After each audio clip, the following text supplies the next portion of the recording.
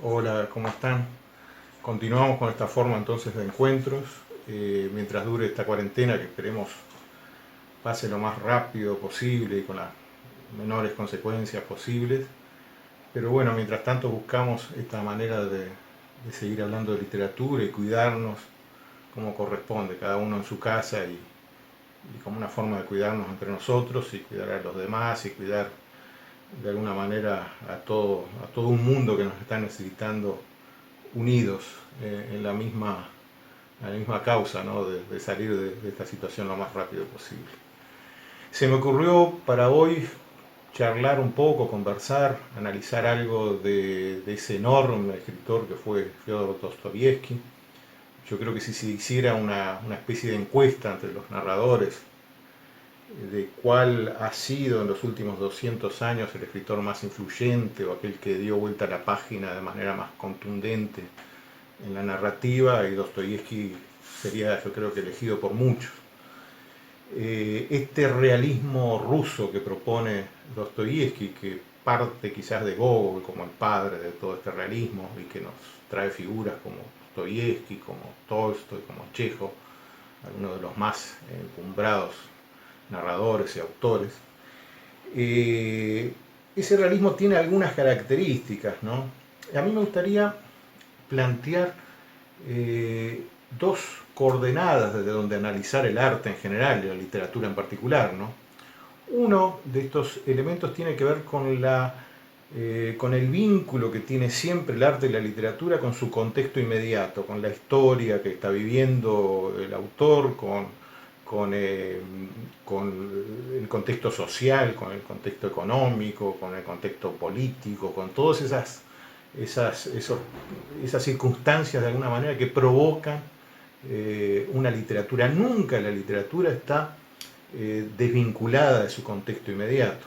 Incluso si uno piensa en aquella literatura que es supuestamente de evasión, pensemos por ejemplo, en las novelas policiales, en los relatos policiales desde las primeras décadas del siglo XX en Estados Unidos, pareciera que es una literatura que no se va de, sin embargo, lo que está ocurriendo es que en un contexto social, económico difícil, donde se habían formado mafias, donde en Estados Unidos se estaban corriendo algunos riesgos, eh, eh, en la creación, por ejemplo, a través de Raymond Chandler, de un Philip Marlowe, un detective que se anima con un revólver a entrar en una zona peligrosa, es una manera también de que nosotros hiciéramos nuestra catarsis y nos animáramos a enfrentar esa situación adversa, ¿no? O sea que la novela policial estaba cumpliendo también un, un rol dentro de su contexto de ayudarnos a nosotros a enfrentarlo.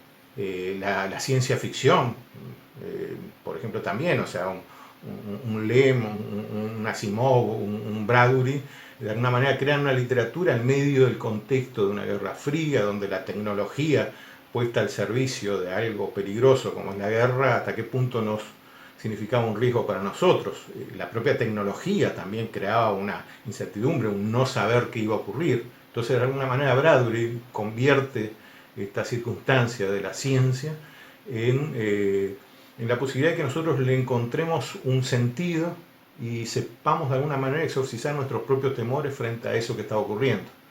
El siglo XIX, estamos hablando que Dostoyevsky nace en 1821 y va a morir en 1881, está inmerso en todo el siglo XX, el siglo XIX. Ese siglo XIX de alguna manera creaba unas circunstancias nuevas post-Revolución Francesa, donde el hombre, entre otras cosas, adquiría cada vez más la posibilidad de leer y escribir, cada vez más ese hombre a través de una incipiente democracia o proyectos de integración de alguna manera al hombre común de a pie, a lo que era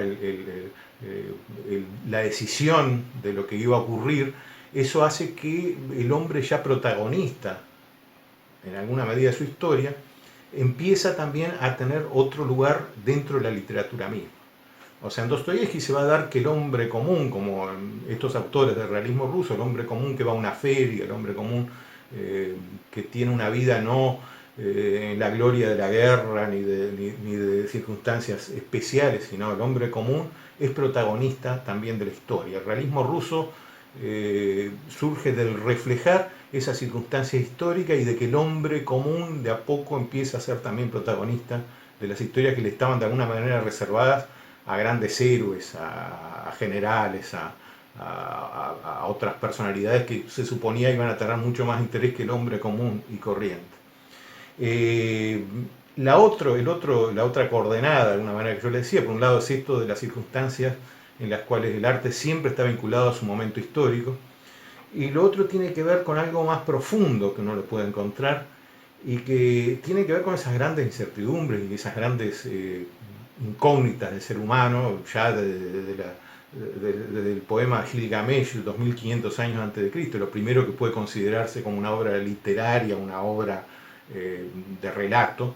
Ya de alguna manera el hombre estaba enfrentado a las grandes dudas de la muerte, de la vida, de cómo confrontar un montón de circunstancias desde un orden o desde una visión más espiritual, más profunda, más interna.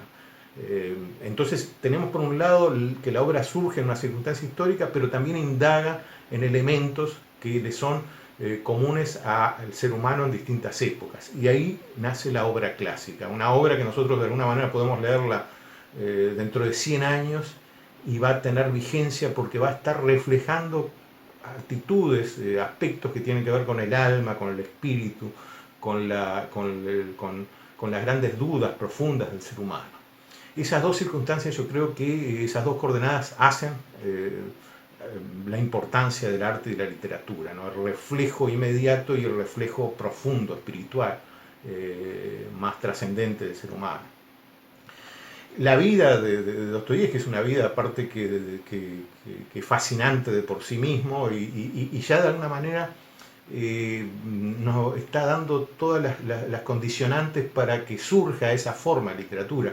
Es un hombre, Dostoyevski nace en una familia con un padre hacendado que tenía un campo y que de acuerdo a lo que se recoge era un hombre muy déspota, muy brutal, muy terrible con sus empleados en esa hacienda. La madre de Dostoyevski muere cuando él tiene 15 años nada más. El padre lo obliga a ir a San Petersburgo a estudiar ingeniería.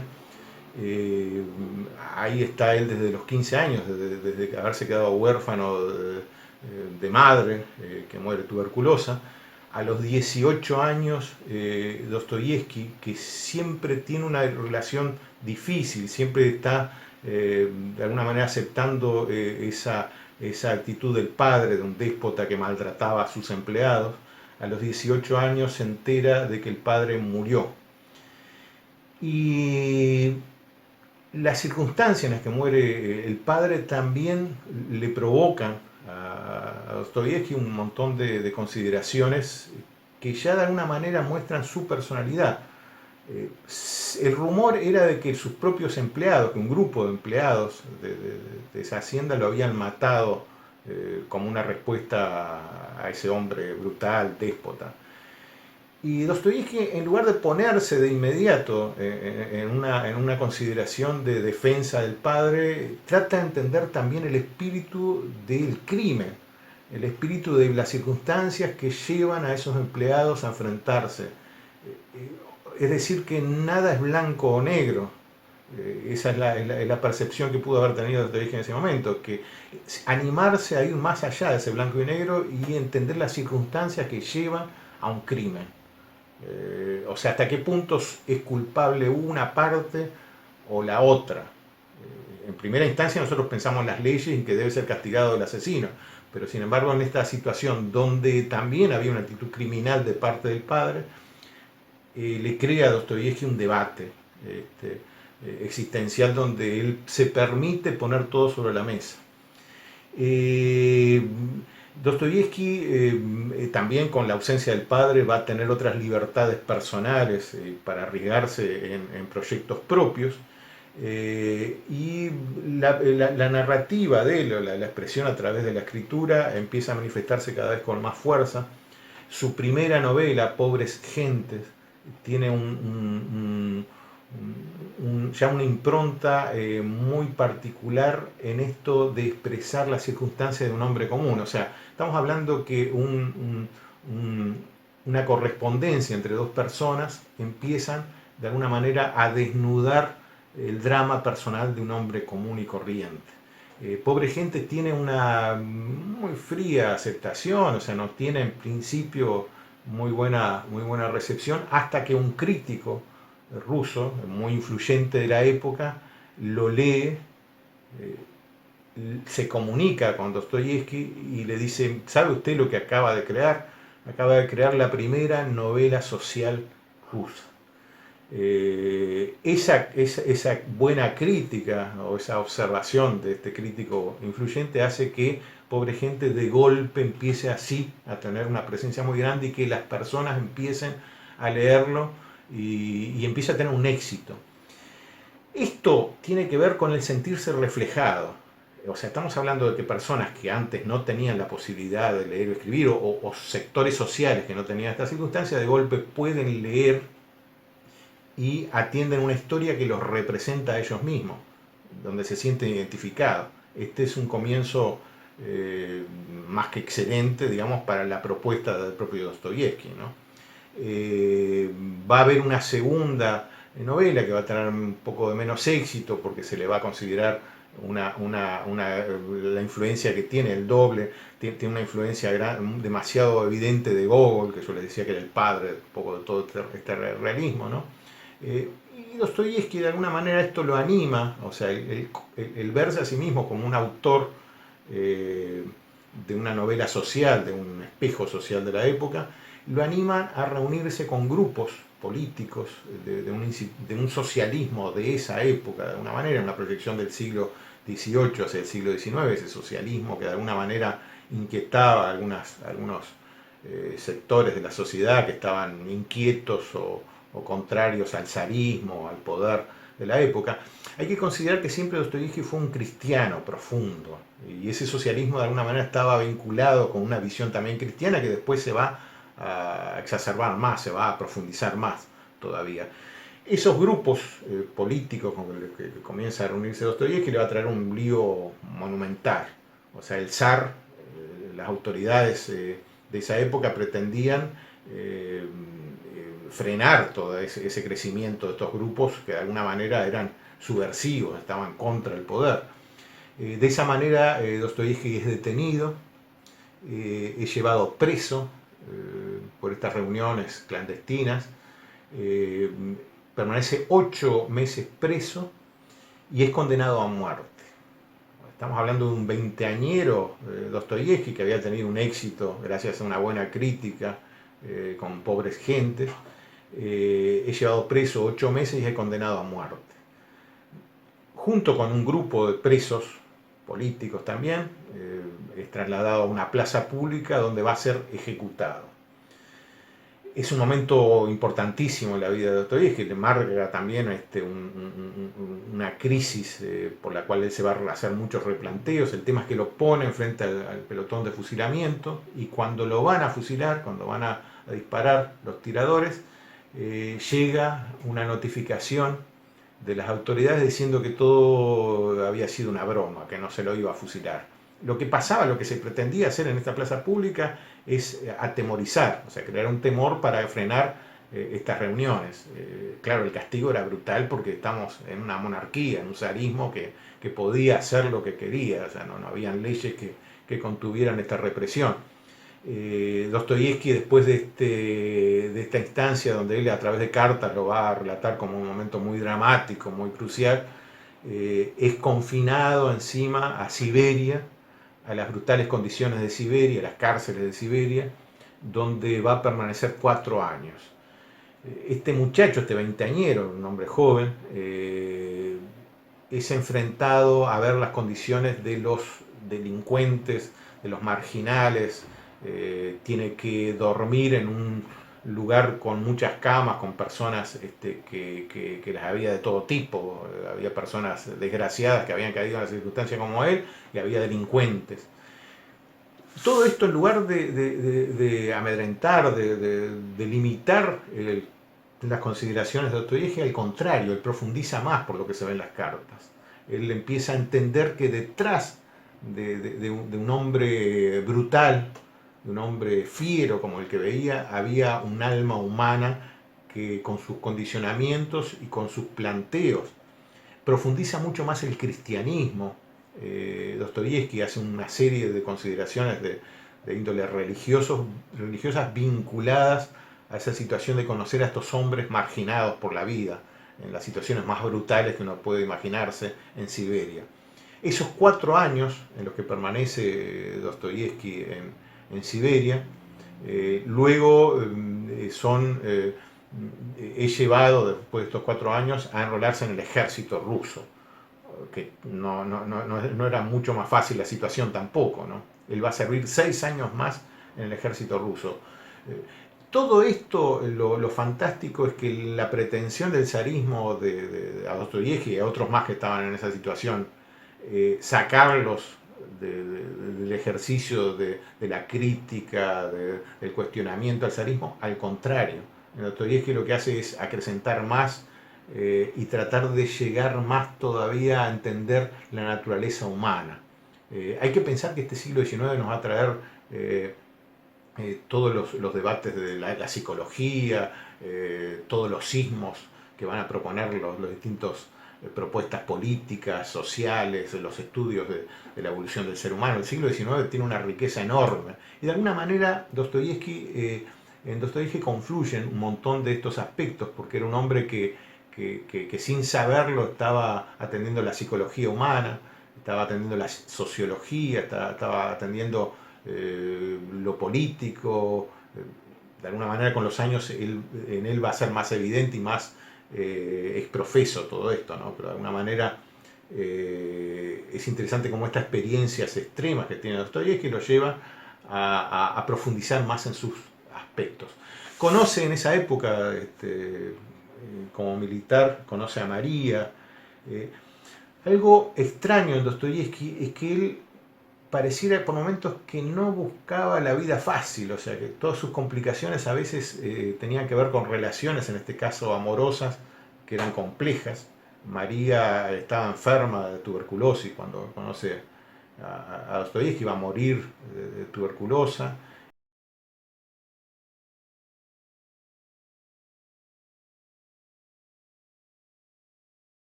A principios de la década del 60, entonces, 1862, él había escrito en 1849 su primera novela, Pobre Gente. Había pasado por todas esas circunstancias que comentábamos, el simulacro de fusilamiento, el confinamiento en Siberia, el ejército ruso. Conoce a María, esta mujer que era tuberculosa, que estaba casada cuando lo conoce, que cuando enviuda puede casarse con Dostoyevsky. Dostoyevsky, que a su vez en sus idas a Europa se manifiesta como ese jugador con teorías incluso de cómo ganar a la ruleta, concentrándose, conteniendo la parte emocional. Conoce a Polina, una mujer también en medio de este matrimonio, sin separarse de María, y antes de que muriera María tuberculosa, conoce a Polina, que es una mujer que también lo complica mucho, lo tortura. Todos los romances de Dostoyevsky tienen que ver con mujeres que no tienen un poder adquisitivo importante, son personas más bien pobres, que viven circunstancias marginales también, como los propios personajes de sus novelas, y como aquellos que él había conocido también en su vida, no al extremo de los delincuentes pero que había tratado en Siberia, pero de alguna manera todo el contexto en el cual se sumerge de forma permanente Dostoyevsky tiene un grado de marginalidad. Él se va se va a sentir orgulloso de que va a retratar, como él mismo va a decir, al ruso tipo en toda su fealdad, en toda su frontalidad por momentos bestial, dramática, ¿no? Ese retrato del ruso de alguna manera va a tener que ver también con las circunstancias de vida del autor, que va a sumergirse en todos esos terrenos, ¿verdad?, no fáciles. En 1864 muere María, y él, esa muerte que él la va a presenciar, va a estar al lado de María cuando ella fallece, le va a llevar a escribir y a reencontrarse con aquel autor veinteañero que le había escrito varias obras a partir de Pobre Gente, pero se va a reencontrar de alguna manera con el poderoso escritor que va a retratar la condición humana con esa profundidad, ¿no? Que es En Memorias del Subsuelo. Memorias del Subsuelo es una novela que presenta a un personaje con todas esas características al extremo, o al punto de que incluso esto trae alguna crítica por esa frontalidad, por esa crudeza con la que presenta al personaje central y a todo el contexto que vive. Ese 1864, de alguna manera, que coincide con la muerte de María, tiene que ver con el reencuentro de una gran escritura, de una de las novelas también más importantes, que es Memoria del Subsuelo, una novela social que profundiza en todo esto. Y en 1866, la novela que va a conmocionar y lo va a destacar, lo va a llevar a una fama absoluta en Rusia y fuera de frontera, que es Crimen y Castigo. Crimen y Castigo, de 1866, es una novela referente para la literatura universal y plantea el dilema que quizás había empezado con la muerte del padre, con el asesinato del padre. O sea, Crimen y Castigo, Raskolnikov, el personaje del protagonista, es un estudiante que asesina a una usurera, a una prestamista, considerando que si hay de que el crimen de alguna manera puede justificarse en la causa, y él pone sobre la mesa dentro de la novela la idea de que, a ver, hay grandes criminales, dice él de forma desafiante, que tienen un monumento en la plaza pública principal y son idolatrados como los mejores de su colectivo, cuando en realidad lo que hicieron fue matar también a centenares de personas. Aparece la figura de Napoleón, por ejemplo, referida en Crimen y Castigo, pero de alguna manera replantea la heroicidad al servicio de qué y cuándo a un hombre le está permitido matar y cuándo no. Él dice, si yo mato a esta mujer, a esta usurera que está aprovechándose de los estudiantes porque les toma un objeto a cambio de dinero, el mundo no va a perder nada. Y sin embargo yo voy a poder culminar mis estudios, voy a seguir con mi vida. Ese crimen que está planteado desde el principio de la novela, de alguna manera refleja al ser humano común, cuestionando la heroicidad, cuestionando los grandes símbolos organizativos, referentes de una sociedad. Es un libro que tiene una profundidad, que tiene una intensidad, que incluso provoca en su momento rechazos, debates, porque plantea una problemática y una situación que a todos, hasta hoy, yo creo en el siglo XXI, nos puede provocar, nos puede crear ciertas dudas en muchos aspectos, ¿no? Otra vez, la vida no es blanca o negra, la vida tiene muchas tonalidades, muchas posibilidades interpretativas, y todo esto Dostoyevski lo pone sobre la mesa, lo pone frente al lector y conmociona socialmente con esa novela enorme que es Crimen y Castigo. Posteriormente, bueno, él va a tener va a ser un escritor muy exitoso, va a ser cada vez más representante de una cultura y de un pensar ruso. En la década del 70 él va a escribir una serie de artículos donde ya se va a profundizar más en ideas políticas, concretas, diarios de un escritor. Son distintos artículos que va a ser publicados en la década del 70. Y posteriormente, ya sobre el final de su vida, una cosa interesante también, que es el tercer amor, junto con María, con Polina, es Ana, que es una persona bastante menor que él, que actúa como secretaria cuando él escribe El Jugador, cuando es de alguna manera presionado para escribir una novela más corta, por lo que el editor precisaba una ganancia de inmediato y el jugador les tiene que escribir muy rápido, contrata a esta muchacha, Ana, que se convierte en su segunda esposa, en su tercer amor, y que es quien le va a dar los 3 hijos que va a tener Dostoyevsky y es quien se va a encargar. Ana muere en 1918 recién y se va a encargar de reunir su material, de trabajar sobre los escritos que deja Dostoyevsky a partir de su muerte en 1881. Y de alguna manera Ana va a ser muy importante también su trabajo. Es una persona que se conmueve. Hay unas cartas interesantes, un trabajo, este, unos documentos donde Ana se impresiona mucho por este hombre. En su admiración también se conmueve por el padecimiento el padecimiento que tenía como epiléptico, en su epilepsia. Ana cuenta que en la propia noche de boda tiene una crisis que le dura 3-4 días. Eh, las crisis de Dostoyevsky eran muy severas y realmente aumentaba todo ese carácter tortuoso, toda esa visión tortuosa de la vida que es reflejada en su novela.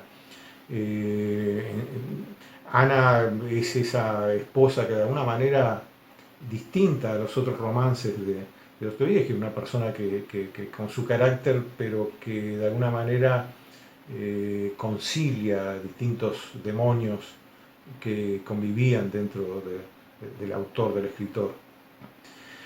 Como una última novela, yo creo que Dostoyevsky, después de este intento con los ensayos, con un discurso político directo, intenta escribir o se propone y logra escribir esa gran novela final que es Los hermanos Karamazov, que reflejan quizás más que el resto de sus libros algo con una intención más global, más abarcativa de lo que era el alma y la condición de los rusos.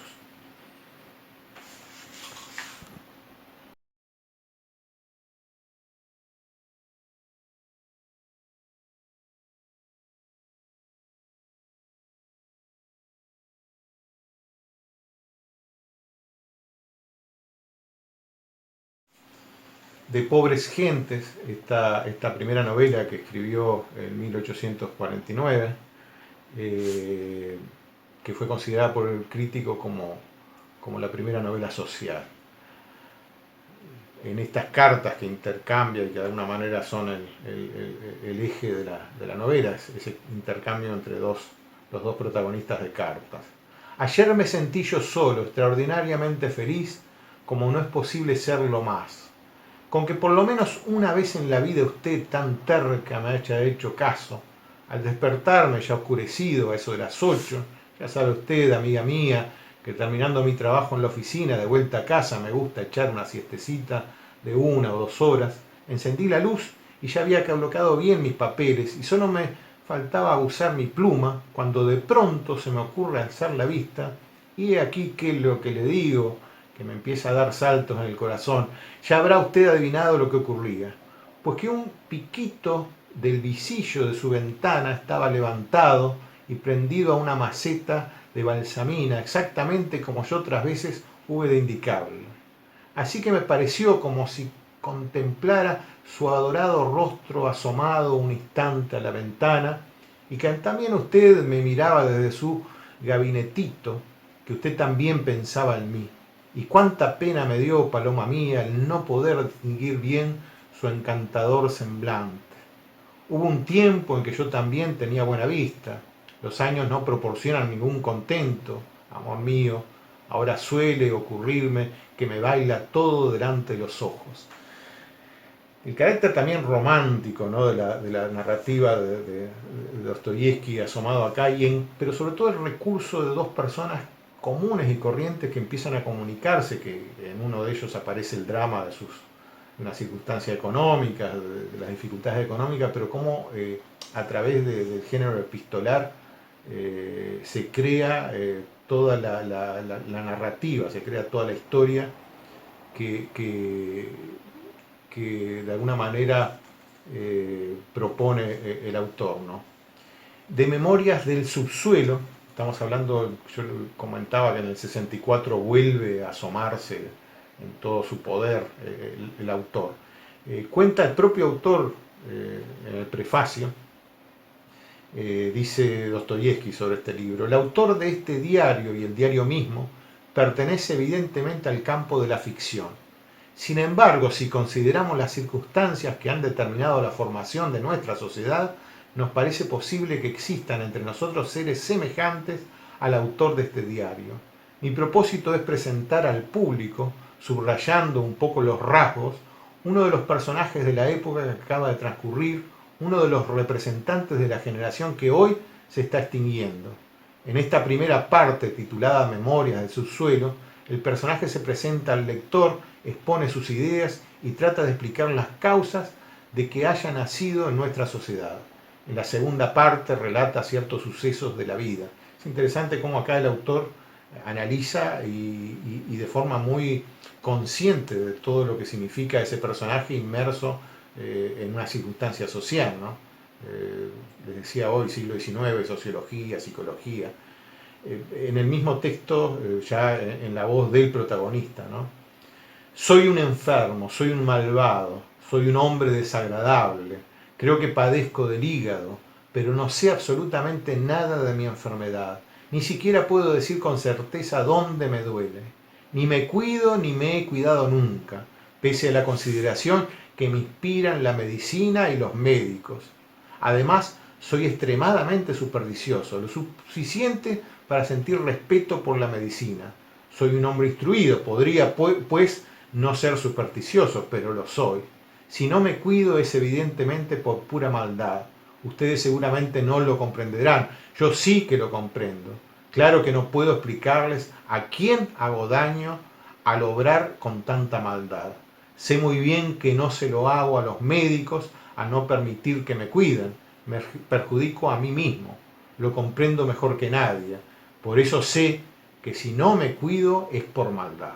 Estoy enfermo del hígado, me alegro, y si no me pongo peor, me alegraré más todavía. Hace ya mucho tiempo que vivo así. 20 años, poco o más. Ahora tengo 40. He sido funcionario, pero dimití.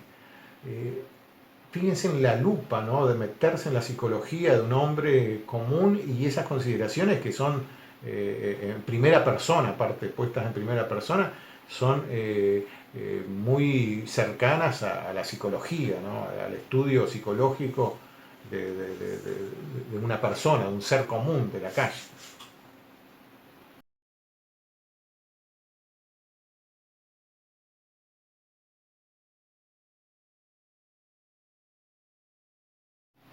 De Crimen y Castigo, la primera parte, el comienzo. Este enorme libro, ¿no? Es un libro que es estudiado no solo por investigadores literarios, sino por psicólogos, por sociólogos. Una tarde extremadamente calurosa de principios de julio, un joven salió de la reducida habitación que tenía alquilada en la callejuela de S y con paso lento e indeciso se dirigió al puente K. Había tenido la suerte de no encontrarse con su patrona en la escalera. Su cuartucho se hallaba bajo el tejado de un gran edificio de 5 pisos y más que una habitación parecía una alacena. En cuanto a la patrona, que le había alquilado el cuarto con servicio y pensión, ocupaba un departamento del piso de abajo, de modo que nuestro joven cada vez que salía se veía obligado a pasar por delante de la puerta de la cocina que daba a la escalera y estaba casi siempre abierta de par en par. En esos momentos experimentaba invariablemente una sensación ingrata de vago temor que le humillaba y daba a su semblante una expresión sombría. Debía una cantidad considerable a la patrona y por eso temía encontrarse con ella. No es que fuera un cobarde ni un hombre abatido por la vida, por lo contrario, se hallaba desde hacía algún tiempo en un estado de irritación, de tensión incesante que rayaba en la hipocondría. Se había habituado a vivir tan encerrado en sí mismo, tan aislado, que no solo temía encontrarse con su patrona, sino que rehuía toda relación con sus semejantes. La pobreza le abrumaba. Sin embargo, últimamente, esta miseria había dejado de ser para él un sufrimiento. El joven había renunciado a todas sus ocupaciones diarias, a todo trabajo. En el fondo se mofaba de la patrona y de todas las intenciones que pudiera abrigar contra él. Pero detenerse en la escalera para oír sandeces y vulgaridades, recriminaciones, quejas, amenazas y tener que contestar con evasivas, excusas, embustes, no. Más valía deslizarse por la escalera como un gato para pasar inadvertido y desaparecer. Ya desde el comienzo, el primer flashazo que tenemos de ese personaje ya nos coloca en la condición marginal, en la condición de dificultades. Eso es lo que va a justificar en su discurso, puesto en boca de Raskolnikov, el protagonista, el crimen, con las consecuencias brutales y posteriores, ¿no? De los hermanos Karamazov, esta última novela, que se publica justamente en 1881, el año en que muere Dostoyevsky, está dedicada a Ana, esta segunda esposa, tercer amor importante en la vida del autor. Y es interesante que antes del prefacio él pone una cita bíblica. Yo les decía que un hombre que siempre fue cristiano, profundamente cristiano, con su interpretación del cristianismo, con sus lecturas, con autores que de alguna manera él refería y que hacían su interpretación de la Biblia. Pero él pone acá este pasaje bíblico de San Juan. Dice, en verdad os digo que si el grano de trigo caído en la tierra no muere, queda solo. Pero si muere, produce fruto. Es un precioso pasaje, ¿no? De la trascendencia de la vida en la propia muerte. Dice en el prefacio el propio Dostoyevsky, al abordar la biografía de mi héroe, el protagonista de esta novela, Alexei Fyodorovich, experimento cierta perplejidad. Aunque le llamo mi héroe, sé que no es un gran hombre.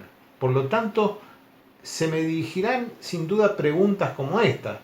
¿Qué hay de notable en Alexei Fyodorovich para que lo haya elegido usted como un héroe? ¿Qué ha hecho? ¿Quién lo conoce y por qué? ¿Hay alguna razón para que yo, lector, emplee mi tiempo en estudiar su vida? La última pregunta es la más embarazosa, pues la única respuesta que puedo dar es esta.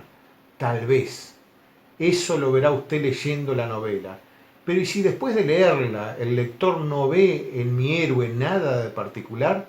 Digo esto porque preveo que puede ocurrir algo así. A mis ojos el personaje es notable, pero no tengo ninguna confianza en convencer de eso al lector.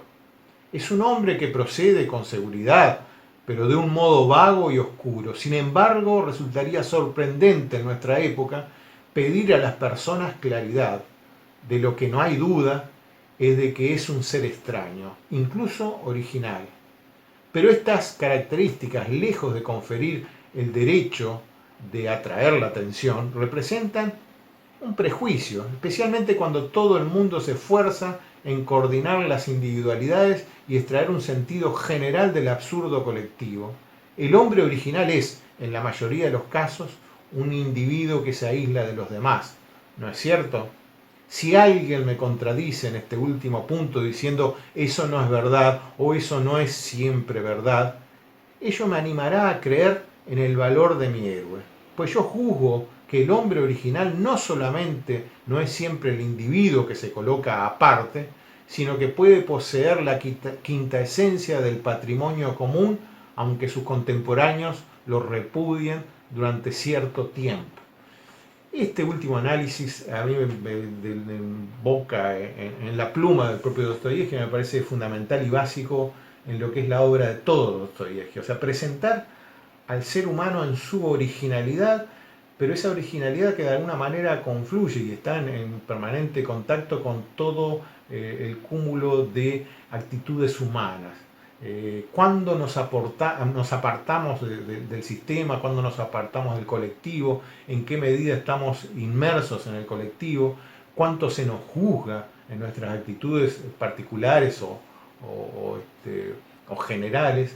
Y en definitiva, lo que hace Dostoyevsky de manera muy clara y con enorme profundidad, como lo dije desde un principio, es exponer al ser humano en todas sus condiciones, es exponer el hombre al ser humano en toda su realidad, en toda su pobreza y riqueza, en todos sus demonios, en todos sus laberintos internos, personales, en toda su interacción con un mundo que a veces no nos atiende de la mejor manera, que a veces nos es indiferente, que a veces de alguna manera nosotros somos indiferentes para el mundo, de alguna manera es un mundo que con la complejidad que nosotros le damos también, ¿no? Y en esa complejidad estaba la fascinación que tenía Dostoyevsky por todo lo que significaba la existencia humana.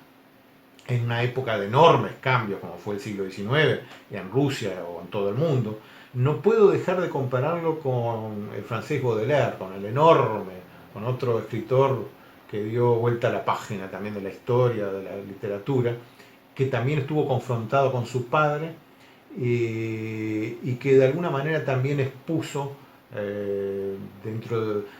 también en su sumergirse en el barrio latino de París, lo que era el ser humano en esos lugares tan marginales, ¿no?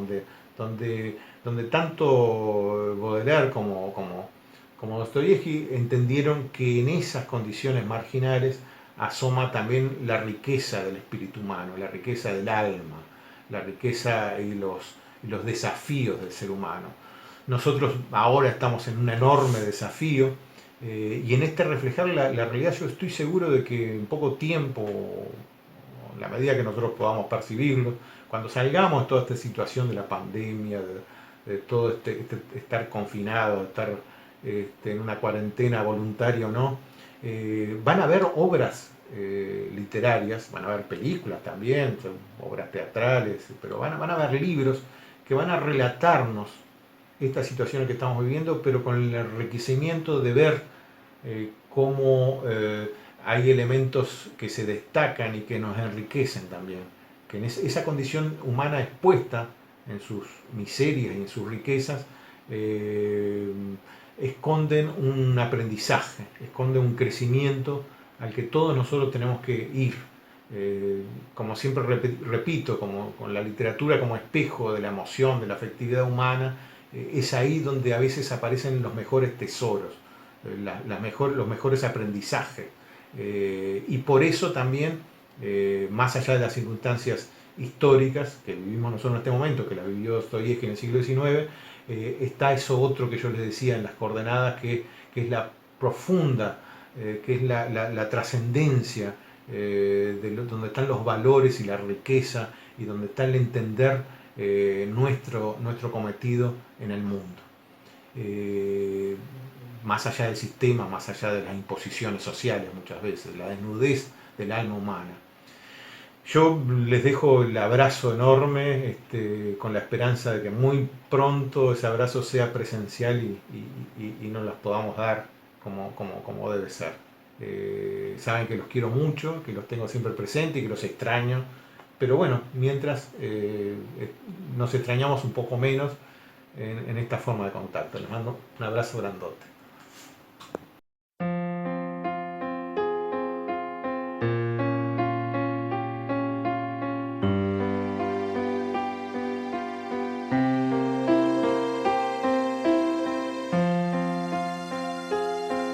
Я встретил вас, и все былое в отжившем сердце ожило.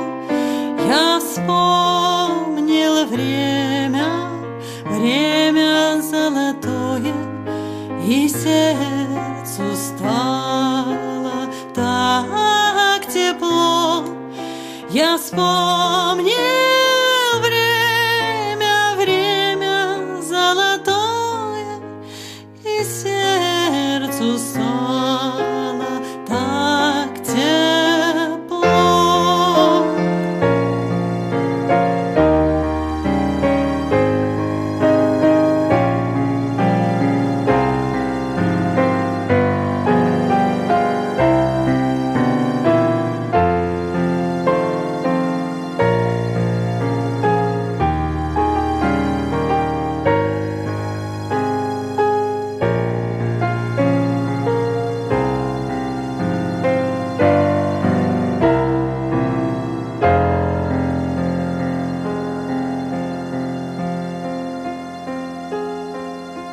как